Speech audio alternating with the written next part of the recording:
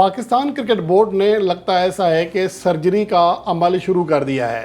گزشتہ رات 2 سلیکٹرز کو فارغ کیا گیا، جن میں یوں کہیں کہ ایک طرح کے چیف سلیکٹر تھے وہاب ریاض، اور اس کے ساتھ ساتھ عبدالرزاق کو فارغ کیا گیا ہے۔ اور آج اس حوالے سے پاکستان کرکٹ بورڈ نے اپنی میڈیا ریلیز میں یہ بات واضح کر دی ہے کہ ان دونوں کو فارغ کر دیا گیا ہے، یعنی ریزائن نہیں دیا، خود سے فارغ کیا گیا ہے۔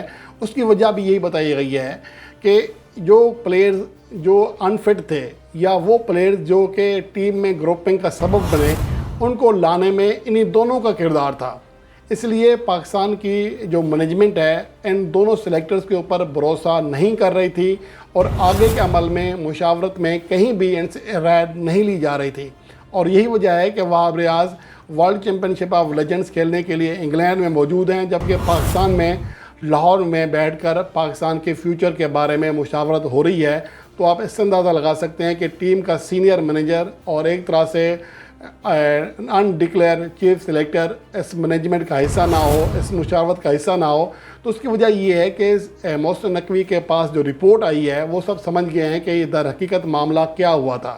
یہ در حقیقت کسی کو نیچا دکھانے کی کوشش تھی۔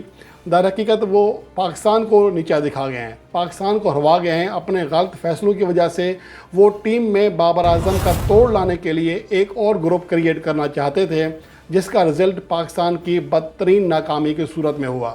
اس سے پہلے آپ گزشتہ 2 T20 ورلڈ کپ دیکھ لیں، ایشیا کپ T20 کا دیکھ لیں، پاکستان فائنل میں پہنچا، ون ڈے میں پاکستان نہیں پہنچا تھا، اور اسی ایشیا کپ 2023 جو کہ ون ڈے فارمیٹ کا تھا، اسی سے پاکستان ٹیم میں خرابی آنا شروع ہوئی تھی، جب شاہین افریدی اور بابر اعظم کا پہلا جھگڑا ریکارڈ پہ آیا تھا۔ اس سے پہلے کیا ہو رہا تھا کہ پاکستان نے نیوزی لینڈ کے خلاف ہوم سیریز میں 0-5 کی کلین سویپ کرنے لگی تھی۔ سیریز کے پہلے 4 میچز جیت لیے تھے، اور گزشتہ 2.5 سالوں سے وہ انڈیا کے بعد فتح اور شکست کے تناسب کے اعتبار سے دنیا کی دوسری کامیاب ترین ٹیم تھی۔ یہاں تک کہ جب پاکستان ٹیم بھارت کے خلاف ایشیا کپ کا میچ کھیل رہی تھی تو سبھی پاکستان کو فیورٹ قرار دے رہے تھے، لیکن اس کے بعد یک پاکستان ٹیم ہارنا شروع ہو گئی۔ سری لنکا سے ہاری، پھر ورلڈ کپ میں پاکستان افغانستان کے خلاف پہلی بار ہاری۔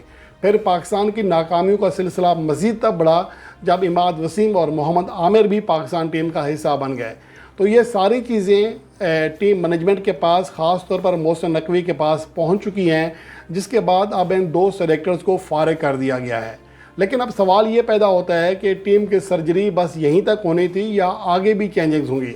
خاص طور پر کپتان کے حوالے سے بہت زیادہ لوگ امید کر رہے ہیں کہ کپتان چینج ہوگا اور محمد رضوان یا پھر شاہین افریدی ہوگا۔ وسیم اکرم تو پہلے بتا چکے ہیں کہ لابنگ ہو رہی ہے اور شاہین افریدی کیپٹن بن جائیں گے۔ لیکن دوسری جانب جو ذرائع ہیں جو کرکٹ کی بہتری چاہتے ہیں، وہ سمجھتے ہیں کہ محمد رضوان اس کے لیے سب سے بیسٹ ہیں۔ البتہ گیری کرسٹن نے جو رپورٹ دی ہے وہ شاید نہیں چاہتے کہ بابر اعظم کو فی الحال کیپٹنسی سے ہٹایا جائے۔ اس طرح ان لوگوں کو مزید شے ملے گی جنہوں نے اپنی مطلب نکالنے کے لیے پاکستان کو شکستوں کے گھڑے میں گرایا۔ اور یہ بات اب واضح ہو چکی ہے کہ پاکستان ٹیم کی جو شکستیں ہوئی ہیں، یہ شکستیں آرگینک نہیں ہیں، یہ پری پلان شکستیں تھیں جو کہ پاکستان ٹیم کو سہنا پڑی ہیں۔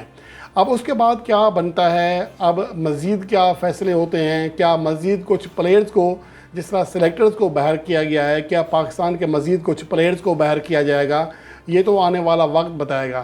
لیکن یہ بات حتمی ہے کہ وہاب ریاض اور عبدالرزاق، خاص طور پر وہاب ریاض نے اور اس سے پہلے محمد حفیظ نے پاکستان ٹیم میں سب سے پہلے گروپنگ کا آغاز کیا، اور وہ گروپنگ اتنی ہو گئی کہ کپتان کی کوئی نہیں سنتا تھا۔ حتیٰ کہ کوچ گیری کرسٹن نے کہا کہ میری بھی کوئی نہیں سن رہا تھا، کہ جو ہم پلان دیتے تھے کوئی اس کے اوپر عمل تک نہیں کرتا تھا۔ انہوں نے یہ بھی کہا کہ پلیئرز میں گیم اویئرنیس کا بہت بڑا مسئلہ ہے، یعنی کہ وہ پلان کے مطابق چلتے ہی نہیں ہیں، صورتحال کے مطابق کھیلتے ہی نہیں ہیں۔ تو یہ اب ساری صورتحال کلیئر ہوتی جا رہی ہے۔